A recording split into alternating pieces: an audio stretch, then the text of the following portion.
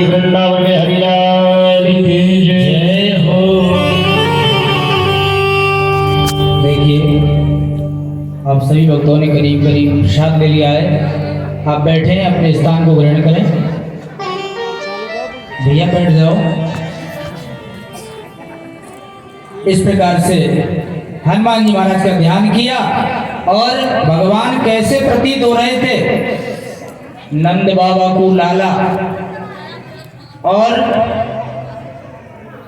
मथुरापुरी की देवियों को साक्षात प्रेम दिखाई दे रहा था। मल्लों को मल्ल दिखाई दे रहे थे और कंस को साक्षात काल दिखाई दे रहे थे। जाकी रही भावना जैसी प्रभु मूरते देखी तिन तैसी। जिसकी जैसी भावना थी, भगवान ऐसे हैं जैसे जल। जल का कोई आकार नहीं होता। गिलास में किया लंबे हो गए, थाली में किया गोल हो गए, चौकोर बर्तन में डाल दिया चौकोर बन गए। जैसे कोई जल का आकार नहीं, ऐसे भगवान का आकार नहीं। तभी तो गेंद को निराकार।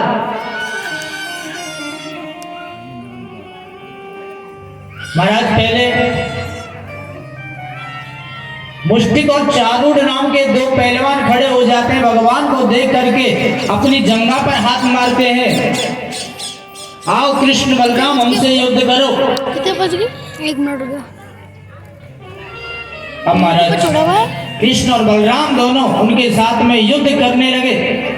ऐसे दृश्य को देख रहे थे, कभी भगवान नीचे आ जाते, कभी पहलवानों को नीचे डाल देते हैं।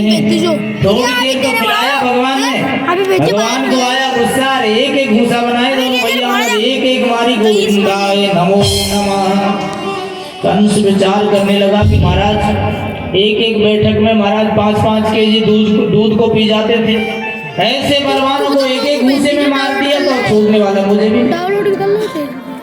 अरे कृष्ण बलराम, अभी मेरे 3 पहलवान और बचे हुए हैं। भगवान ने मन में विचार किया कि चिंता मत करो, सबको ठिकाने लगा देते हैं। अभी कूट और सल नाम के 2 पहलवान आ जाते हैं। भगवान ने उनको भी अपने धाम में भेज दिया। अब बलराम जी कंस को मारना चाहते थे, लेकिन उससे पहले तो भगवान श्री कृष्ण पहुंच गए। बलराम जी ने तोसल को मार दिया। कंस एक साथ खड़ा हुआ, अब नहीं छोड़ूंगा कृष्ण, मैं अपने हाथों से तेरा वध कर दूंगा। और जैसे ही खड़ा हुआ, सिंहासन ऊंचा था, पैर का बैलेंस बिगड़ गया और जैसे ही कंस नीचे गिरा, ऊपर से भगवान गिरे। उसकी छाती पर बैठ करके भगवान ने एक घूंसा मारा। कंस गोविंदाय नमो नमः। भगवान ने उसके केसों को पकड़ा, केसों को पकड़ करके महाराज यमुना मैया की तरफ खींचा। संत कहते हैं कि ऐसा बदन था उसका, ऐसी उसकी हड्डियां थी कि जब खींच करके ले गए थे ना भगवान, तो एक नाला सा बन गया जिसे कंस खार कहते हैं, जिसमें गंदा पानी अब भी बहता है। अब यहाँ परीक्षित जी महाराज ने एक प्रश्न किया सुखदेव जी से, बोले महाराज बात समझ में नहीं आती, जब मर ही गया, मरे मराए को खींच रहे हो, ये कौन सी बात है?